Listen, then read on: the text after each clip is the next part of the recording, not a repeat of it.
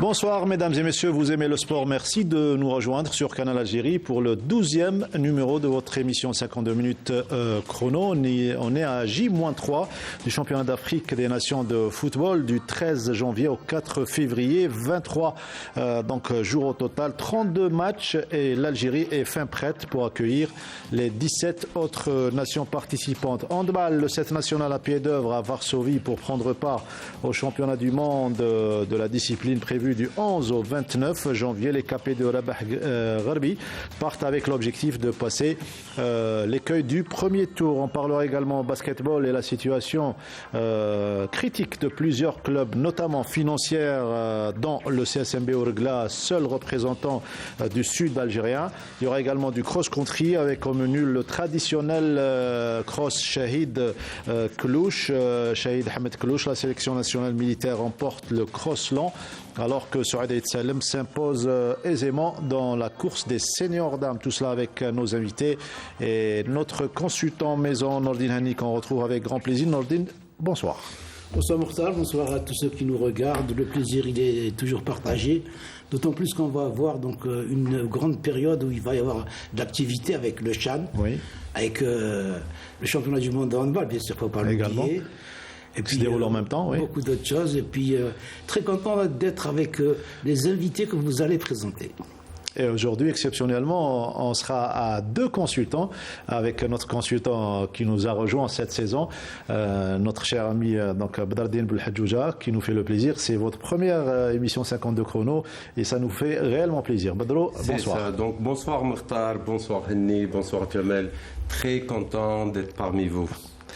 Et voilà, donc les trois, nous allons accueillir comme il se doit notre ami habitué, lui, à 52 chrono, l'entraîneur de l'équipe du Nasr du Sindé section basketball, Jamal Erkik, très dynamique, un vieux briscard qui nous fait le plaisir et c'est à chaque fois un énorme plaisir de l'accueillir pour parler de sa discipline chère, notamment des problèmes qui secouent un petit peu tout le sport algérien. Jamal, bonsoir et bienvenue.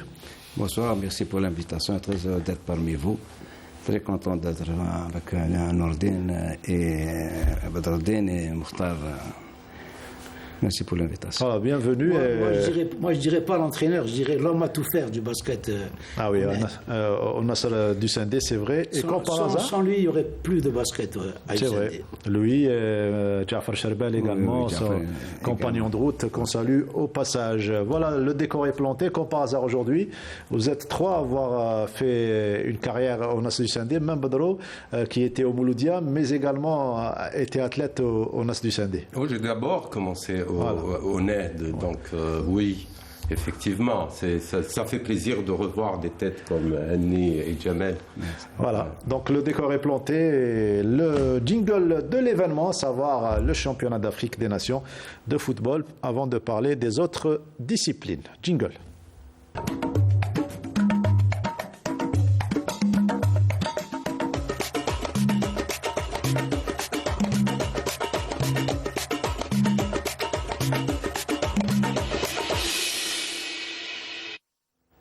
Et ça sera plus exactement du 13 janvier au 4 février, 23 jours de compétition, 32 nations et pour la première fois, plutôt 32 matchs, pour la première fois 18 nations présentes dans ce rendez-vous. On sera tous derrière Badardine Belhadjouja, l'équipe nationale algérienne, dans ce rendez-vous. Ah oui, sans faute, il faut y aller, il faut qu'on soit derrière cette équipe, surtout que c'est une équipe locale et puis je pense que certains joueurs vont émerger pendant cette compétition. Consacré, il faut le rappeler, Nordine Hani, aux joueurs locaux. C'est l'occasion pour les capés de Majid Bougara d'aller chercher ce titre et c'est dans les cordes de l'entraîneur national et de tout le staff. Écoutez, c'est un événement exceptionnel, puisque d'habitude, 52 chrono ne parle pas de football. Oui. Mais là, c'est l'Algérie qui va jouer. Donc, à l'information, oui. C'est vraiment un événement très, très important et on est tous fiers après les Jeux du Méditerranée, de voir l'Algérie organiser une grande compétition qui va ouvrir d'autres horizons pour d'autres compétitions. J'espère que le public sera présent et qu'il montrera le vrai visage de l'Algérien. L'Algérie accueillante, on va dire, envers ses hôtes. Voilà donc pour ce championnat d'Afrique. Djamel Erkik qui a également joué au foot. Il était joueur en même temps. Il faisait du basket et du football. Un mot sur ce championnat d'Afrique qui débutera vendredi? Oui, on est obligé d'être derrière l'équipe nationale, football ou basket, ou quand il y a l'équipe nationale, on est obligé d'être derrière.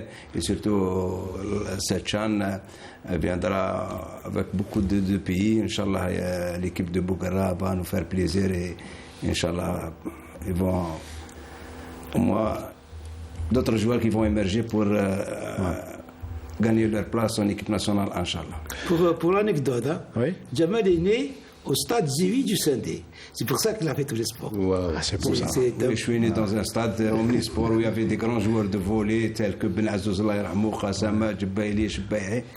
C'est devant chez moi, les vestiaires au-dessous de notre maison. Alors c'est pour ça que j'étais omnisport. Le football, il y avait le NAD, la grande équipe de Awar, Saadi, Nazef et tout. Ah, oui. Il y avait la grande équipe. Alors j'avais double licence, en licence NAD. En minime football et en basket. Bon, même j'ai continué à jouer à l'IRHD, même en National 2.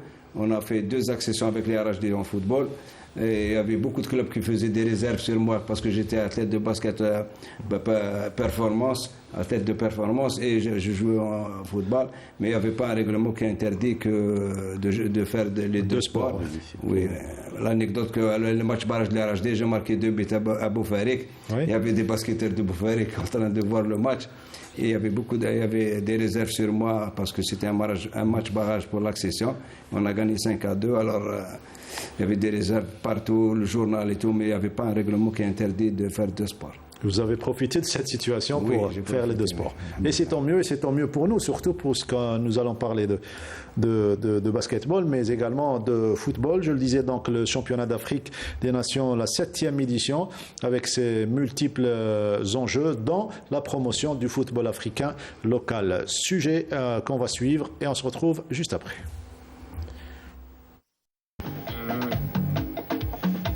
Durant une vingtaine de jours, à partir du 13 janvier, l'Algérie sera le carrefour du football africain. Un championnat d'Afrique réservé uniquement aux joueurs locaux qui en est à sa 7e édition et qui mettra encore une fois en valeur les qualités intrinsèques du joueur africain. Et l'idée de créer cette compétition en 2007 à l'occasion du cinquantenaire de la Confédération africaine de football est venue renforcer la proposition de l'Algérien Rachid Makhloufi qui voulait de cet événement une vitrine aux footballeurs du continent pour s'exprimer au niveau international. L'Algérie, qui accorde beaucoup d'importance au football africain et au CHAN en particulier, compte à travers l'organisation de la 7e édition donner une réelle dimension à une compétition que certains veulent faire disparaître du calendrier de la CAF. Et durant les 32 rencontres de l'ouverture à la finale, les techniciens seront certainement servis en matière de spectacle où la beauté de notre football avec sa richesse sera mise en valeur. Ce CHAN, qui connaîtra la participation de 17 autres nations africaines, sera également une occasion de rencontre des différents du continent où l'art du jeu n'aura d'autre influence que la pratique du football local. Une organisation réussie de cet événement aura sans doute son impact sur les prochaines éditions du CHAN et l'Afrique aura une référence en football de haute qualité à proposer aux différents marchés internationaux. Tels sont les principaux enjeux de ce CHAN que l'Algérie s'apprête à accueillir du 13 janvier au 4 février, où les joueurs laisseront leur talent s'exprimer, le beau dribble, la force physique et la rapidité d'un jeu qui séduira les amoureux du sport roi. Séduira surtout les décideurs pour que cette compétition soit maintenue, qui est placée, Nordin Hani, sous le signe de la relance du football africain local. Écoutez, c'est l'Afrique en marche. Hein. Oui. Et l'Algérie est un leader de cette nouvelle Afrique.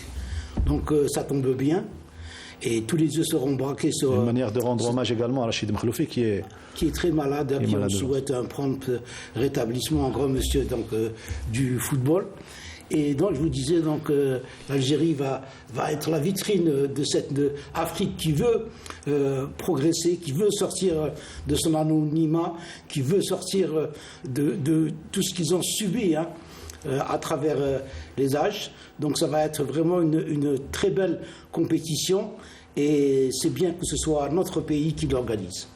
Badreddine Belhadjouja, une Coupe d'Afrique des Nations pour les joueurs professionnels ne reflète pas exactement le niveau réel et l'image réelle du football africain local. Là, c'est l'occasion. Vous avez totalement raison, bien sûr. C'est l'occasion de voir réellement le niveau. Les valeurs intrinsèques. Oui, intrinsèques. Et puis le niveau du championnat national. Oui.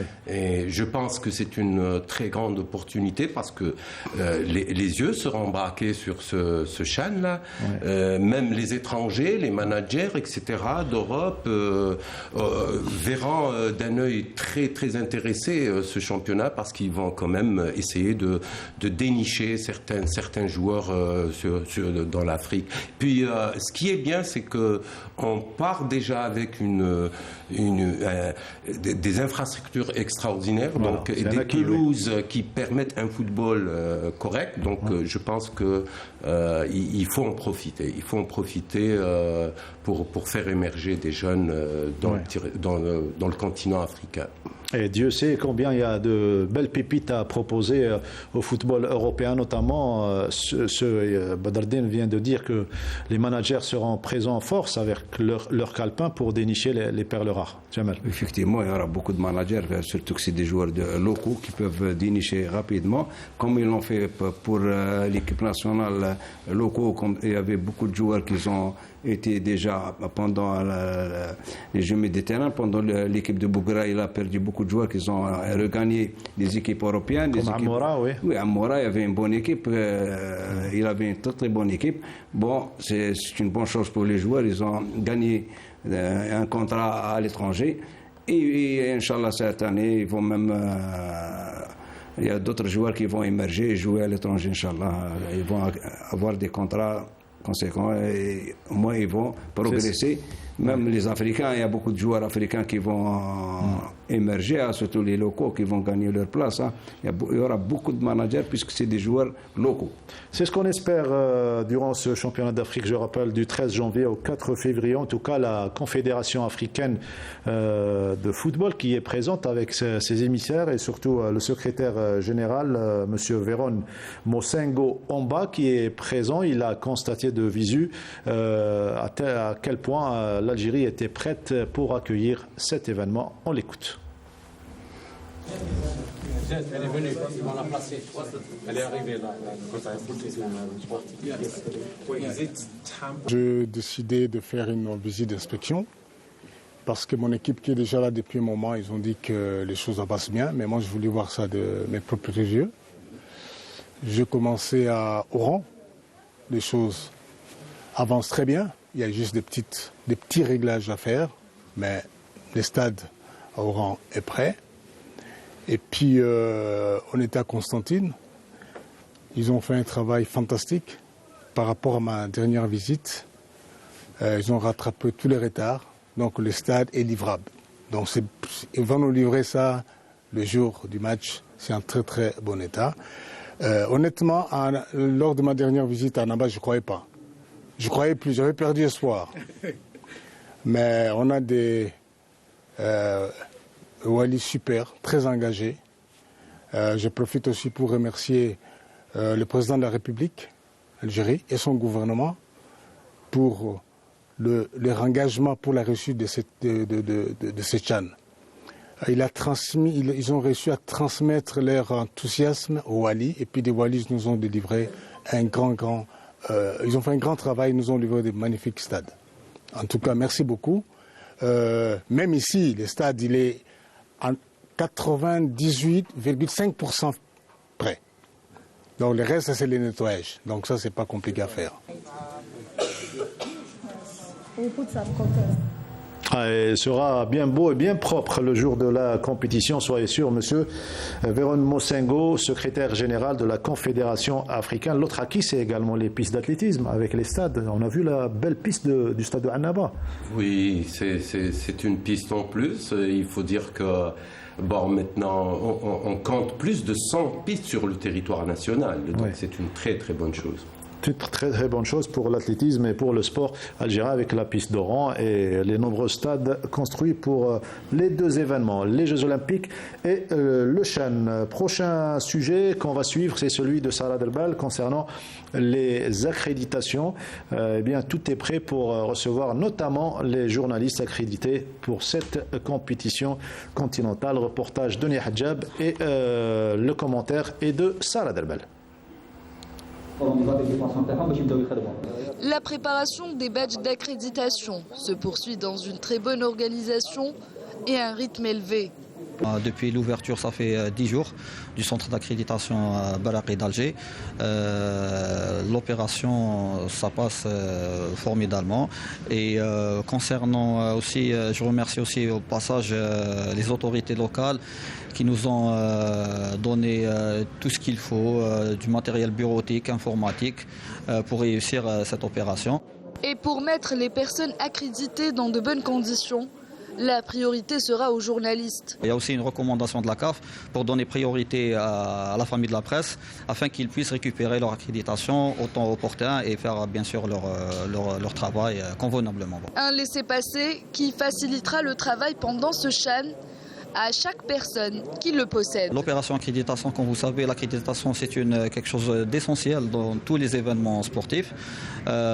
Donc il faut respecter cette accréditation par tout le monde et comme ça on peut bien sûr réussir notre événement. Tous avec un objectif commun, celui de faire preuve de nationalisme pour réussir l'organisation de cet événement. Marhaba al-Jazair, vous êtes les bienvenus, bienvenido et welcome.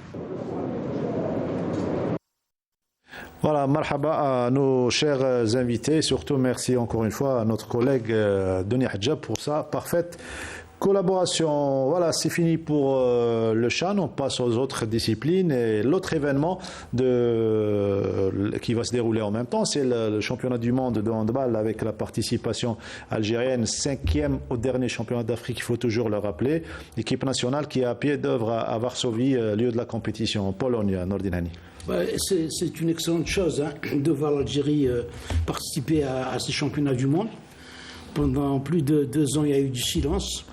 On a beaucoup plus parlé de problèmes au niveau de cette discipline qui a tant donné à l'Algérie. Maintenant, donc, il y a le Chan qui va commencer ce week-end. Il y a le championnat, même si c'est en retard, qui va démarrer également, le championnat local. Donc c'est peut-être un renouveau pour cette discipline. C'est quelque chose de bien. Dommage que c'est une équipe qui s'est mal préparée. Donc pendant plusieurs mois, elle était à l'arrêt. Les adversaires, eux, la Serbie, le Qatar et l'Allemagne, qu'on va rencontrer donc, successivement, donc, se sont préparés. Ils font d'excellents résultats. Nous, c'est une équipe qui monte un petit peu en puissance. D'après les matchs que j'ai vus dernièrement, donc les deux face à la Tunisie, oui. Ils avaient mal joué contre le tournoi en Roumanie, où ils avaient perdu contre l'Égypte assez largement, ensuite contre la Roumanie également. Mais contre la Tunisie, même si la Tunisie est en train de recycler son équipe, mais on a vu qu'il y a eu quand même du répondant. Il y a des jeunes qu'on n'attendait pas. Je ne vais pas tous les citer, mais il y a des jeunes que je ne connaissais pas, que j'ai vus, qui ont donné beaucoup de satisfaction. Il y a juste, pour moi, à mon avis, il y a un petit risque qu'a pris la Barbi, c'est de partir avec seulement 2 gardiens. 2 gardiens de but. Ça, on a déjà vécu cela. Et c'était, je pense, des championnats d'Afrique où un des gardiens s'est blessé. On a été obligé de continuer avec un.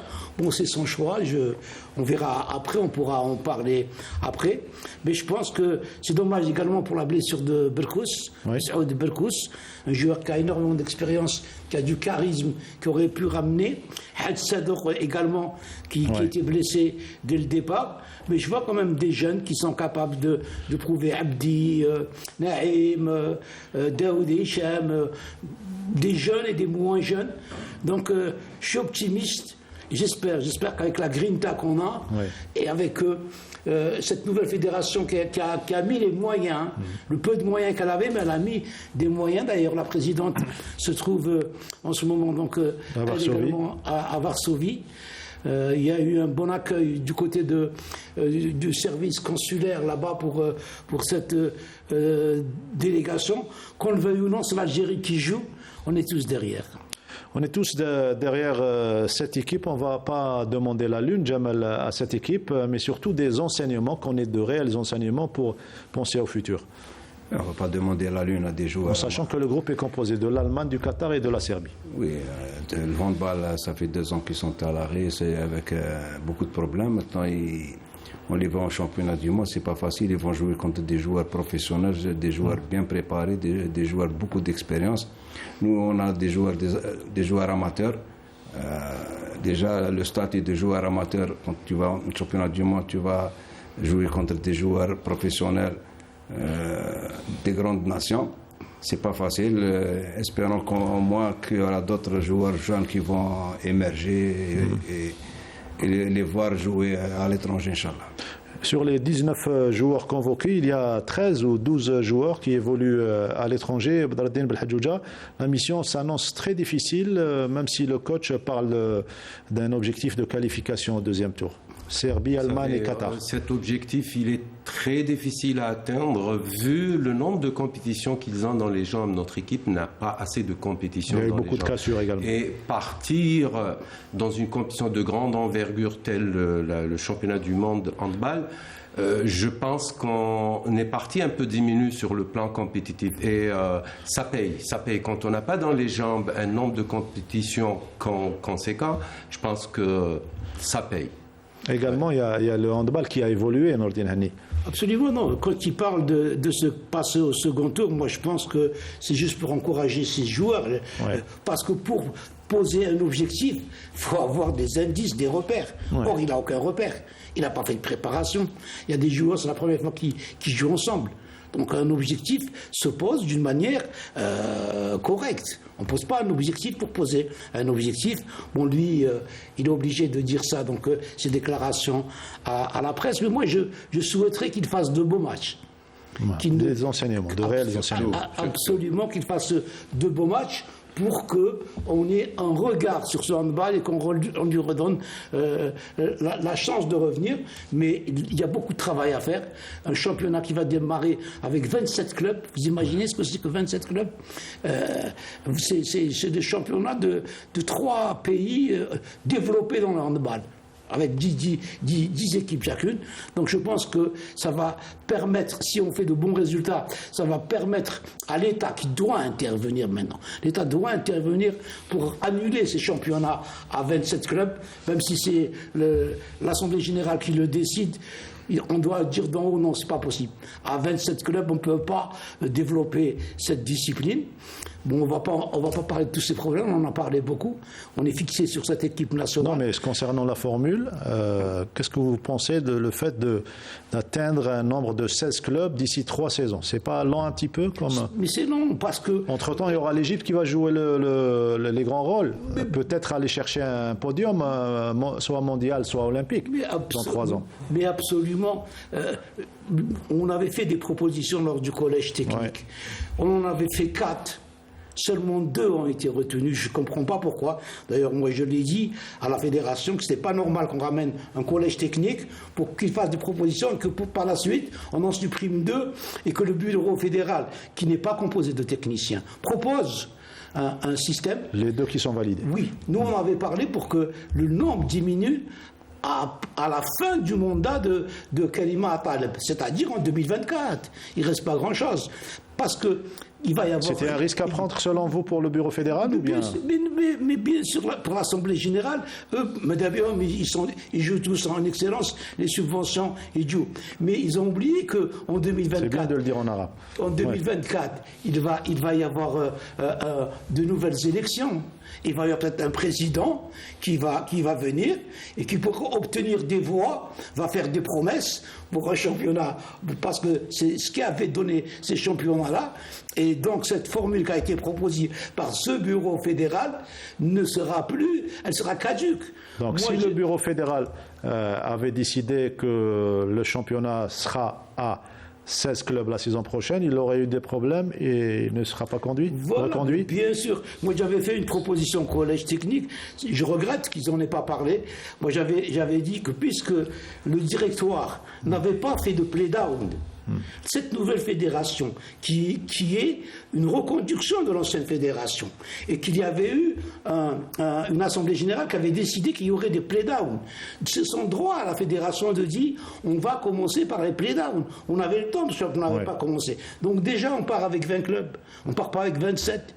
Et on aurait fait les play-down, et après, de faire de 20 à 14, c'est plus facile que 27 à 14. Là, vous allez vous retrouver la saison prochaine avec 24 clubs. On va attendre 3 saisons pour atteindre les 16 clubs. Quelle différence entre 27 et 24. Et vous imaginez, si on a un joueur, un excellent joueur, dans chaque club, on a 24 joueurs, on est champion du monde.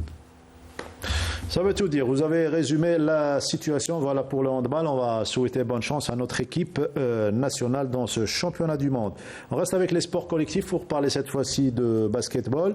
Et pas pour parler de championnat, mais pour parler de la situation de plusieurs clubs.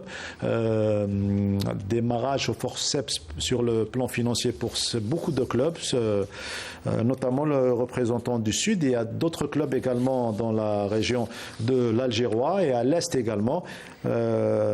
Jamal Erkik, c'est pratiquement du bis repetita, à chaque fois les mêmes problèmes qui ressurgissent à chaque début de saison.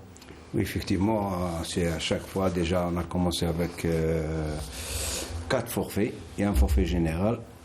Saïda, oui. Saïda, forfait général avec 3 forfaits. Pourtant, c'est une wilaya.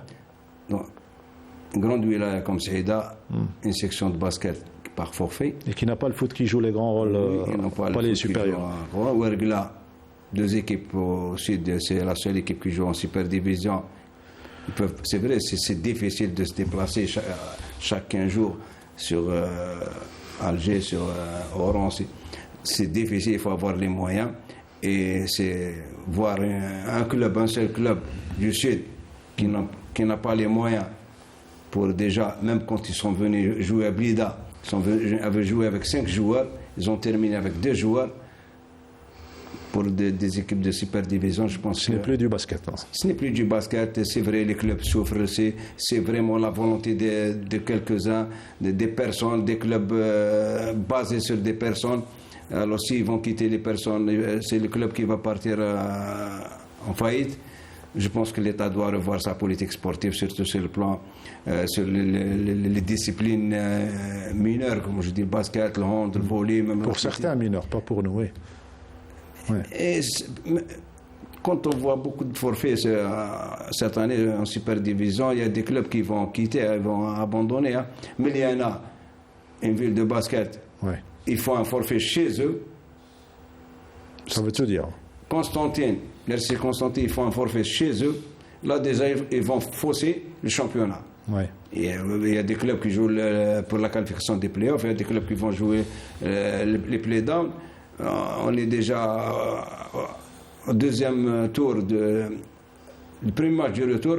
On est avec 4 forfaits, des clubs qui font des forfaits. Et ça, ce n'est pas normal. C'est pas normal. C'est un championnat déséquilibré. Déséquilibré, oui. On va suivre ce sujet préparé par notre spécialiste en basketball, Linda Teboul, sur la rencontre. Elle est partie donc couvrir à Blida la rencontre qui a posé l'USM Blida face à l'équipe de Ouergla. Un score fleuve qui en dit long sur la situation des visiteurs. Reportage. 110 points à 43 est le score final de la rencontre qui a opposé l'USMB à la formation de Ouergla.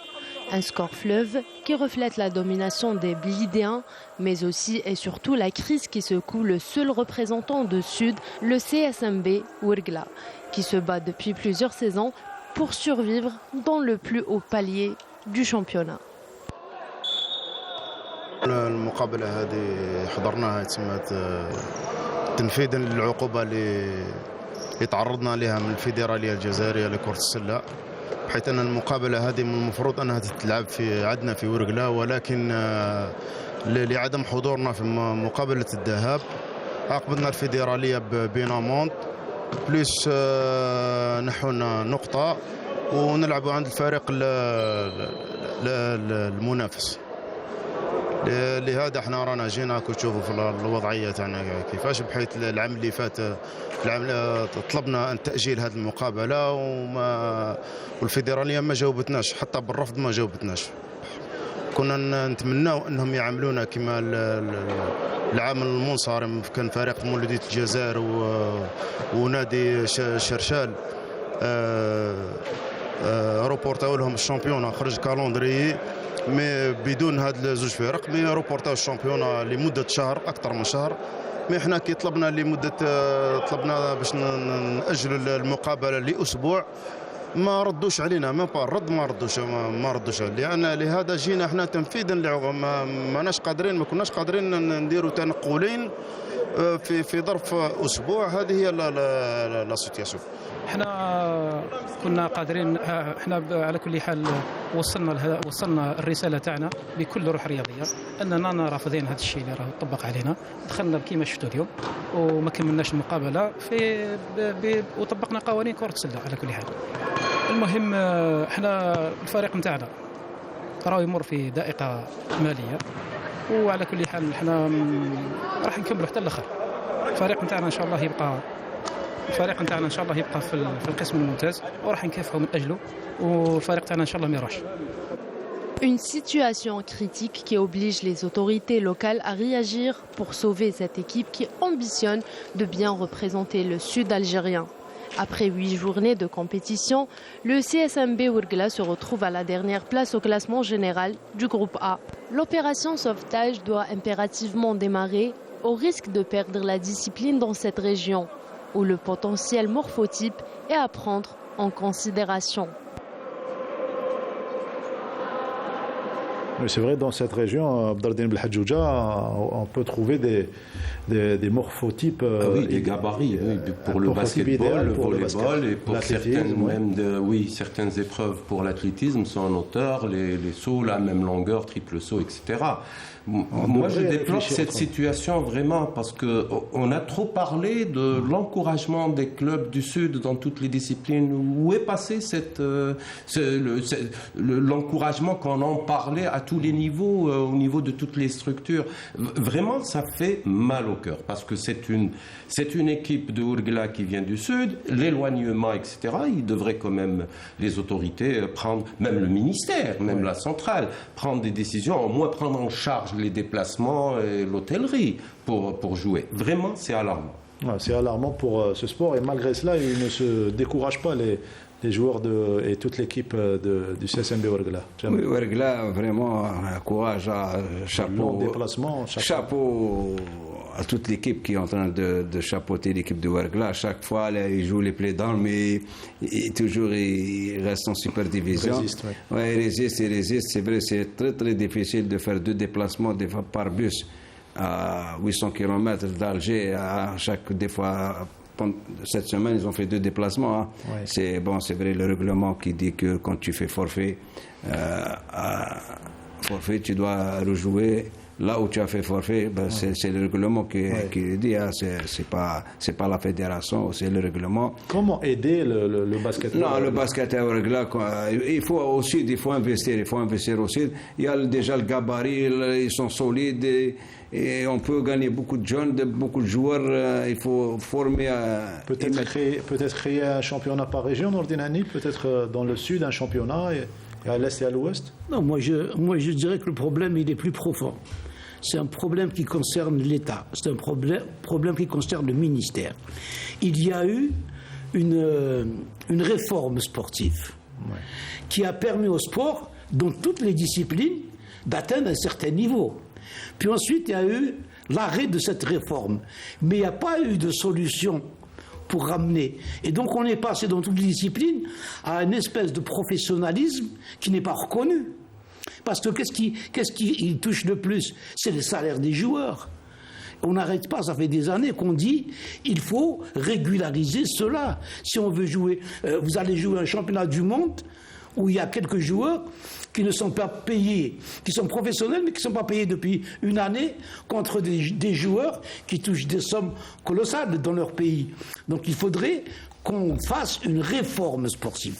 Comme ça a été fait, on trouve qu'il y ait des gens compétents au ministère qui puissent avoir une réflexion pour savoir si on veut faire du sport amateur ou si on veut faire du sport de haute compétition. Alors, est-ce qu'on doit cibler certaines disciplines? Mais on ne laisse pas se laisser aller comme il est. Et donc, depuis, il y a eu ce professionnalisme qui a été créé sans qu'il y ait de loi, sans qu'il y ait de texte, sans qu'il y ait rien. Donc, les subventions qui, avant, suffisaient pour les déplacements, pour la formation et tout, ne suffisent plus à payer les salaires. C'est devenu des travailleurs, des sportifs. Et c'est là où on doit mettre le doigt. Et qui c'est qui doit mettre le doigt, Badro? Oui, tout à fait d'accord avec vous, mon ami Hani. L'État, par le biais de la centrale du ministère, doit tracer une politique sportive. Ensuite, elle doit tracer, les services du ministère doivent avoir la stratégie globale du sport. Mais aussi, il y a quand même la responsabilité des fédérations. Un problème comme ça, les fédérations doivent avoir un plan d'action, un plan de développement. On en a parlé souvent, on va développer le sport dans le Sud, il y a des potentialités dans toutes les disciplines, mais qu'a fait en attendant une réforme sportive? Qu'a fait la fédération pour aider ces clubs, ne serait-ce pour prendre en charge financièrement leurs déplacements dans un championnat? Des changements de texte qu'il faut prévoir avant le rôle des fédérations. Oui, effectivement. De passer au professionnalisme ou au semi-professionnalisme. Notamment pour le sport collectif. C'est une responsabilité qui incombe la fédération. Parce que souvent, on entend des présidents de fédération dans toutes les disciplines, oui, moi j'ai une politique sportive. Non, ce n'est pas demander à la fédération de tracer une politique sportive. Ou bien, le grand mot là qu'on utilise par les présidents de fédération, j'ai une stratégie de développer. Mais non, c'est à la centrale. Il y a combien de directions au niveau de la centrale? La fédération doit avoir un plan d'action avec ses mécanismes qui suit et qui s'adapte à cette stratégie du ministère de l'État. Donc, il y a des solutions qu'on peut trouver en attendant par la fédération, en attendant la réforme, et je suis entièrement d'accord avec Annie. On travaille dans l'illégalité. Les présidents de clubs n'ont pas le droit de payer les athlètes. Ils sont passibles de prison. Oui, entièrement d'accord. Moi, je parlais du problème de Ouregla. Un déplacement, ils n'ont pas d'argent, etc. C'est ce que j'ai entendu dans le reportage. Là, la fédération pourrait quand même faire un effort de payer les déplacements des clubs qui sont situés dans le sud. Quand même. Mais même les fédérations n'ont pas les moyens de payer. Ils n'ont pas le droit de payer. On l'a fait dans le temps. Ils n'ont pas le droit de payer des déplacements. Parce que sinon, tous les clubs de la Super Division et la Nationale 1B, ils vont demander, puisque tous les clubs n'ont pas les moyens de l'HTR, oui, l'HTR. C'est le ministère qui doit donner un budget spécial HTR qu'on a toujours demandé à la fédération et à la fédération de prendre en charge. Peut-être c'est différent par rapport au sport individuel, peut-être? Non. Il y a des mécanismes, monsieur. Même sur le plan, ils ont le droit d'aider, pourvu qu'il y ait une coordination avec le ministère. Voilà.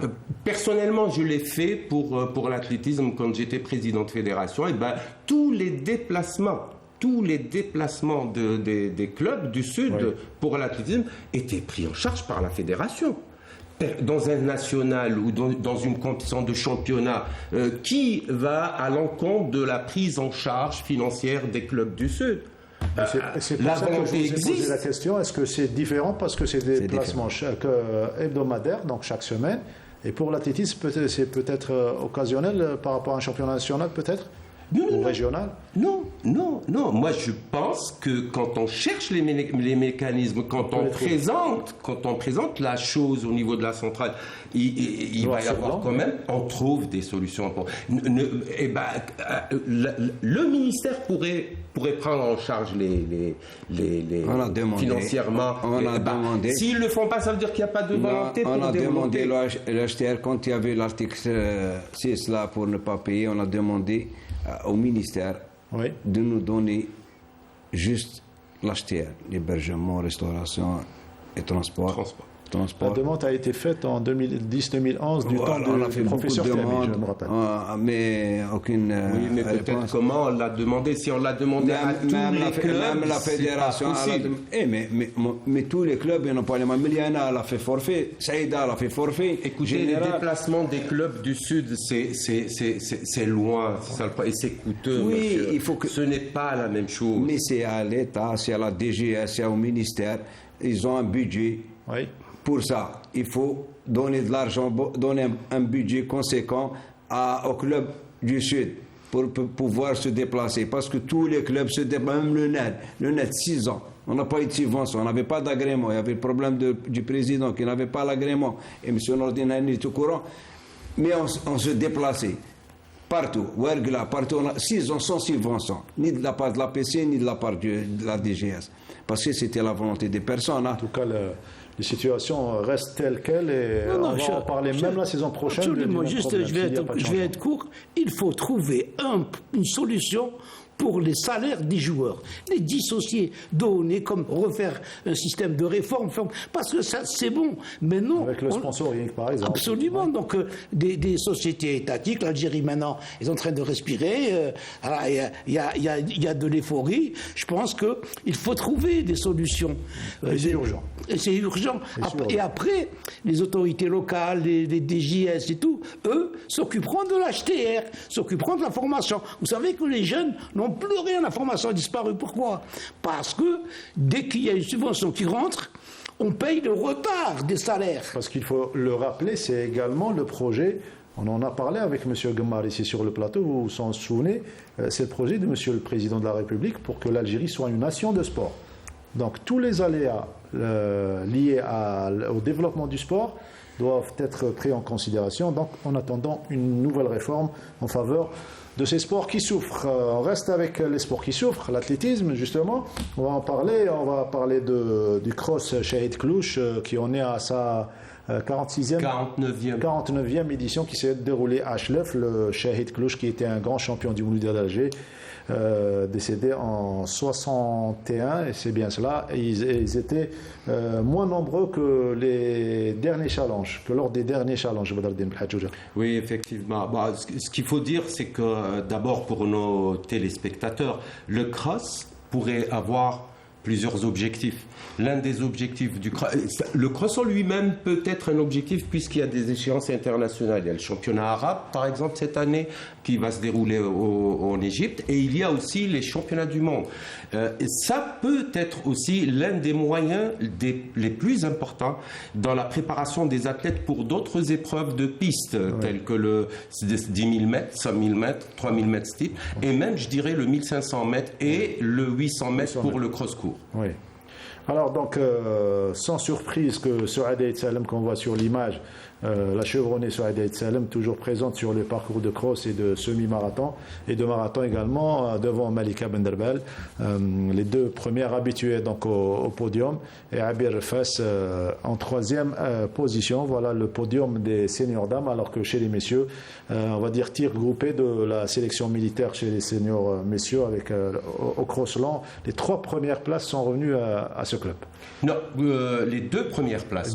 Oui, le Kremsem, l'équipe militaire, les 2 premières places, et puis la 3e, c'est Merbouhi Mohamed de Tlemcen.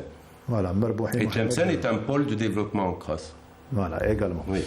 Voilà pour les résultats de ce cross country. On va écouter successivement donc les 2 vainqueurs chez les dames et chez les messieurs. Au micro de Tawfiq Derbal. Voilà. Ça va partir dans un tout petit instant, le temps que le VTR soit prêt. Et c'est prêt, on me dit, c'est parti. C'était très difficile. Pour moi, c'est une bonne préparation pour réaliser les minima du semi-marathon en prévision des Jeux Olympiques. Le parcours est l'un des plus difficiles. وكان السباق الباركور جد صعب من ناحية كان يابس بزاف. كروس عنده طعم وحده. أنا يعيني يعني جو سي با بتدخل الآخرين ما يعيوش فيهم أنا يا كروس شوية سبيس. Les courses de cross ont un goût particulier. C'est mon premier cross depuis 8 ans.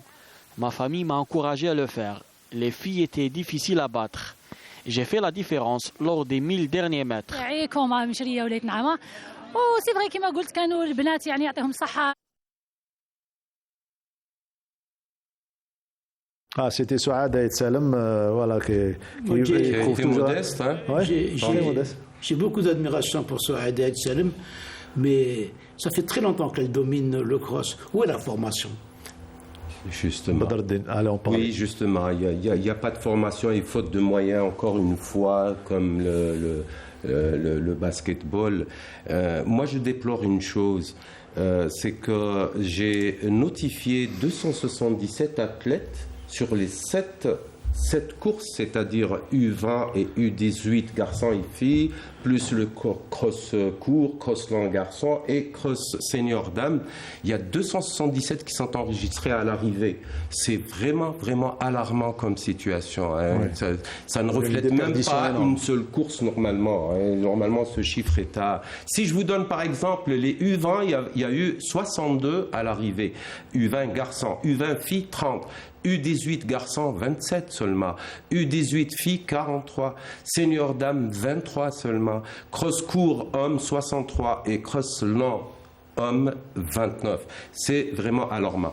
Par contre, ce qui est bien, c'est qu'il faut féliciter la Ligue de Schleff qui a fait une très très bonne organisation, très bon parcours plat qui reflète les normes internationales. On a eu un championnat d'Afrique en oui, effectivement. 2018.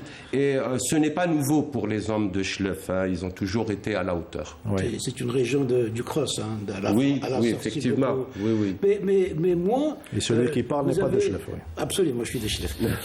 et j'ai commencé par faire de la course. Avec Joël et cross du parti des APC. C'est tout le monde qui commençait par le cross avant. Ouais. Je suis en train de voir que tu as relevé beaucoup d'anomalies. Mais je pense que c'est à la fédération de vérifier ces anomalies et d'essayer de trouver des solutions.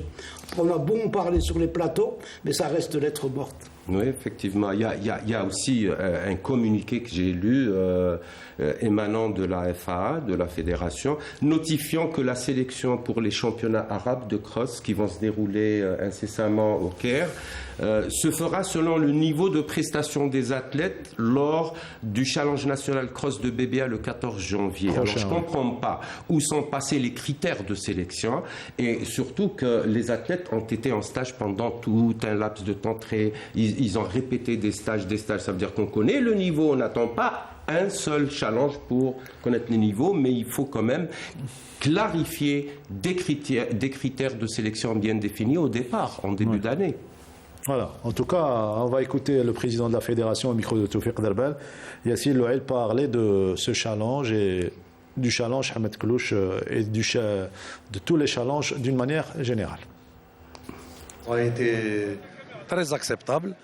Et tous ces crosses qu'on a fait et qu'on va faire, le dernier Borj Bararij, seront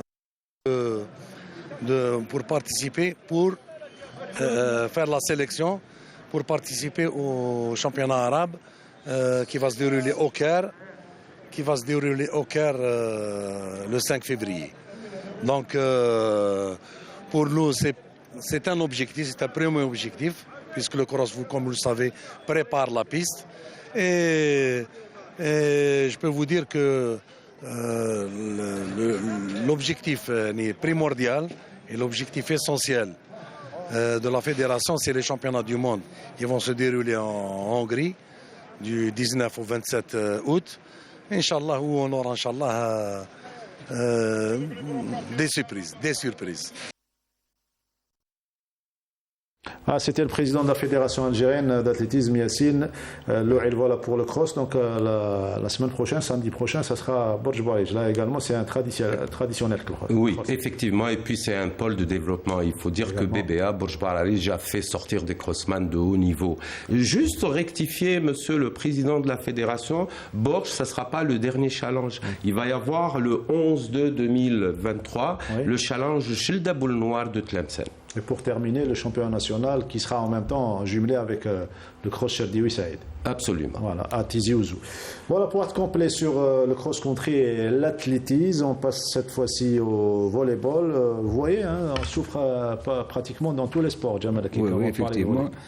Bon, Michel le remarque, quand on voit les athlètes, l'athlétisme, c'est toujours les athlètes de sport militaire, c'est des militaires, la police. Quand on a les moyens, les Algériens, quand tu leur mets les moyens, quand il y avait le basket, la gendarmerie, il y avait le DNC, et tout, il y avait des athlètes, il y avait de la discipline, il y avait tout. La boxe. Et la boxe. Oui. La lutte. Le sport militaire, il a donné beaucoup pour le. Les corps constitués, sport militaire, la sûreté nationale, les protections civiles. Voilà. Alors quand on met les moyens dans tous les clubs formateurs et tout, la patte elle existe. Il faut juste donner les moyens. Et on va... Ce qui est malheureux, c'est la patte, vous parlez de patte, c'est 70% de jeunesse, c'est ça le point fort. Oui, la patte, elle existe, surtout. Et en basket, déjà, quand on voit la morphologie des athlètes jeunes de 2m5, 2m8, du U18, U17, qu'on n'avait pas avant, il y avait Zenati, Terrail, on est tous derrière eux. Zenati l'ont ramené à 30 ans. À 24 ans, il a commencé à jouer au basket.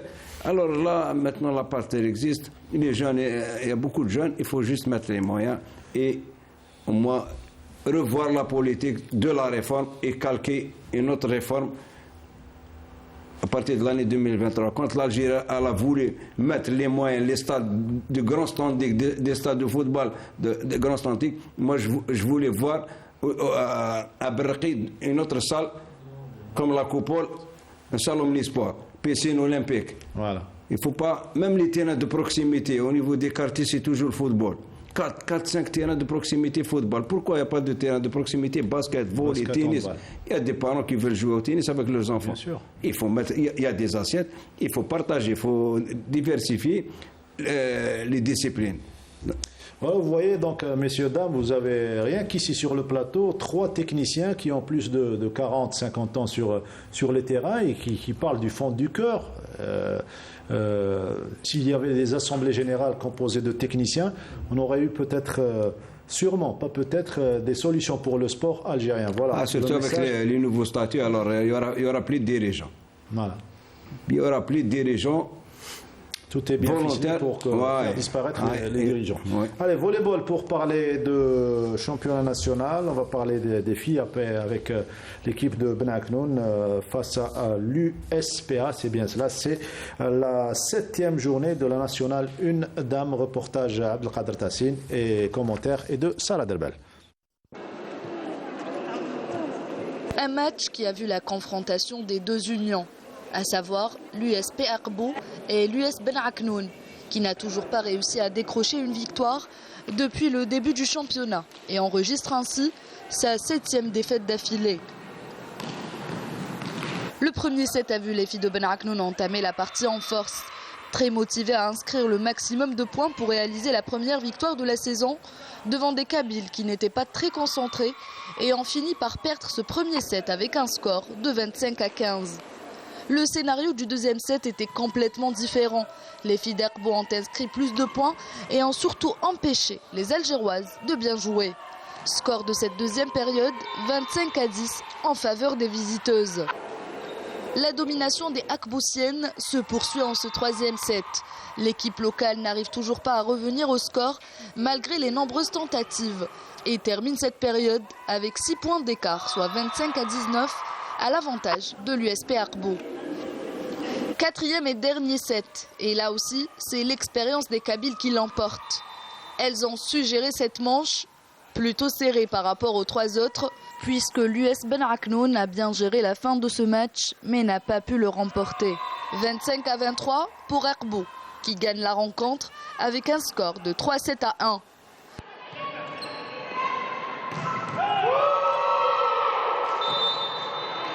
ضيعنا البرومي سيت مي عندنا توجور ثقه في اللاعبات تاعنا وفي اللاعب تاعنا دونك اون اسي شفنا النقائص نقاط الضعف تاع الفريق الخصم ونقاط تاع القوه ولعبنا على نقاط الضعف تاعهم ونقاط القوه تاعنا والحمد لله الفوز وثلاثه نقاط ديناهم. Nous sommes en pleine préparation pour la phase retour.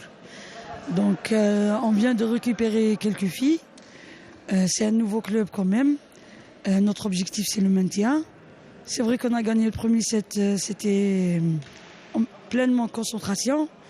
Mais vu qu'on n'est pas préparé physiquement, c'est normal que les 3 sets vont être très difficiles pour mes joueuses.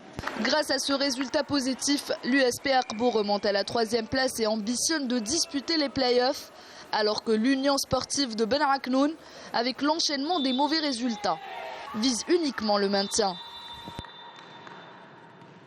Le maintien pour Ben Aknoun. Les résultats complets après 7 journées de compétition concernant la nationale 1 dame. Le CR Touja s'est incliné devant le MB Béjaïa 3-7-0. Victoire par le même score 3-0 de l'ASW Béjaïa face à Bravour de Béjaïa. Vous allez constater que pratiquement tous les clubs sont de Béjaïa. RC Béjaïa face au NC Béjaïa 3-7-2, OS Tichy, qui est de Béjaïa également, qui s'impose devant le Wydad de Wifaq de Béjaïa 3-7-1 dans le groupe Centre-Ouest. Al-Hamali, qui a été battu par le Moudia d'Alger dans 3-7-0. Ben Aknoun, qui s'incline, comme vous venez de le voir, face à Akbou 3-7-1. Victoire de 3-7-0 de Seddouk Volleyball face à Alger Centre, donc 3-7-0. Et Azazga, qui a été battu par Chlef 3-7-0. Un club du centre, donc d'Alger, Nordinani, un club de Chlef et un club d'Al-Hamri. Les autres clubs sont tous de Béjaïa.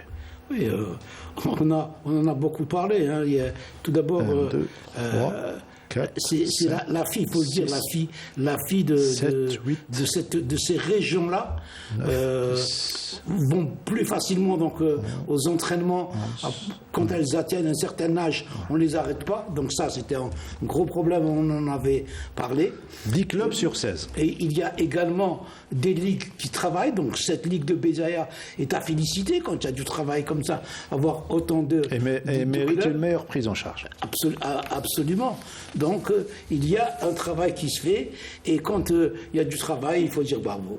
Rajoutons à cela le nombre de techniciens de Béjaïa en volleyball. Hein. Dans toutes les disciplines. Hein. Oui, dans toutes les disciplines, mais spécialement en volleyball, vraiment, ils ont beaucoup de techniciens. Et le nombre de pratiquantes, je parle de pratiquantes, donc de filles, il n'y a pas un petit peu ce tabou. La fille à Béjaïa pratique le sport. Oui. Voilà. Et la culture sportive des gens de Béjaïa, c'est important de le signaler. Il n'y a pas que la ville de Béjaïa, il y a tout Seddouk, elle fait partie de la ville de Béjaïa. Chez Azazga. C'est pour ça que j'ai dit. Azazga également, oui. Même le sport féminin de basketball, il faut investir à Béjaïa pour le sport féminin en basketball. Parce que les filles de la wilaya de Béjaïa, je suis de Béjaïa, je suis d'Aouqa, je connais Tichiche, je connais les filles de le sport féminin à Béjaïa, alors il faut investir même en basketball, en sport féminin à Béjaïa. Parce que là-bas, ils sont libres, ils travaillent, ils viennent même à certains âges, ils n'arrêtent pas à jouer. Même en handball. Hein, il faut investir. Le sport féminin à Béjaïa, il peut, même dans toutes les disciplines qu'il faut investir. Béjaïa, ville de sport, c'est le titre de l'émission aujourd'hui. On va oser un petit peu. Les choses ont changé apparemment à UCND. Il faut le dire, quand ça ne va pas, on en parle, et quand il y a des choses positives, on en parle également. Oui, très très content déjà pour le commencement de la rénovation de notre complexe sportif qui a... on remercie le président d'APC avec son bureau exécutif. On est très content du démarrage de la rénovation de la salle omnisport du complexe. Ils vont refaire les vestiaires et tout. C'est un pôle, un pôle de développement du sport, basket, volley. Il y avait de grands joueurs qui ont fait sortir ce complexe, de très grands joueurs. Il y avait des équipes nationales constituées d'athlètes du net. En volleyball, le basket, il y avait 7 internationaux, le volley, ils ont joué le championnat du monde, ils s'entraînaient au complexe, le handball, les handballeurs avaient des grands joueurs. On est très très content. Donc c'est parti pour les travaux? Oui, c'est parti. On est très content. On remercie le président de l'APC encore une fois avec son bureau exécutif. Inch'Allah, il va couvrir le complexe. Il y aura une belle salle à Hussein Deschamps. Voilà, chapeau bas à monsieur le président de l'APC. Tous les matins, puisque le complexe n'est pas loin du marché, donc je passe par là-bas, je vais donc jeter un coup d'œil.